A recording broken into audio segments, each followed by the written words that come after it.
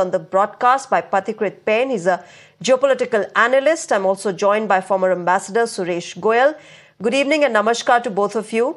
Let me start with you, Pathikrit. What do you make of this, Pathikrit? Really, it's just been a few weeks since Alexei Navalny's death. There's still speculation on how he died. And now we have this man, perhaps one of the greatest chess masters that the world has seen, that Russia has seen, being labeled as a terrorist for being against Putin and his policies. Good evening, Shreya, and good evening to Ambassador Goyal. Shreya, it's a very important and a complex issue, and the answers may not be in binaries. Kasparov has got all the accolades of the world.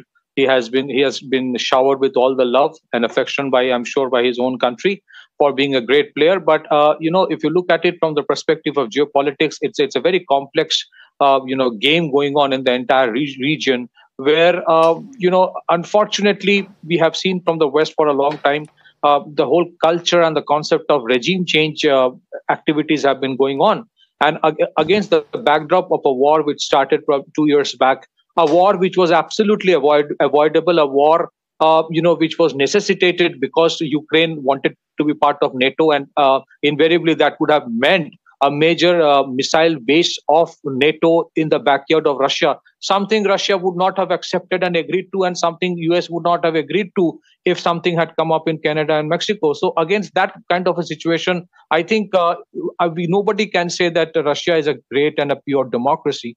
But against the backdrop of the systematic attempts by the West to bring about a regime change, to project Russia as an enemy. Remember, if I am not entirely mistaken, in the early days of Russia, after the breakup of USSR, it wanted to be part of NATO, and it wanted the dismantling of the NATO, and if not, it wanted to be part of NATO, but it was not allowed. So in that kind of a scenario where a war is going on, if somebody like a Kasparov, who is allegedly right now in the United States, and asks the American dispensation to strongly back Kyiv for this war, then invariably, whether somebody likes Putin or not, that country would have all the necessary rights to take action, to project this man as either a fugitive or a foreign agent, which may not be politically correct, but there are very little options left. I reiterate, it is not the best of the democracy, no one can say, though it is a great ally of India, and therefore most in India would be very, very hesitant to criticize, including me, because there are strong points of Russia also. But the West has also not been very clean when it comes to playing the games of regime change.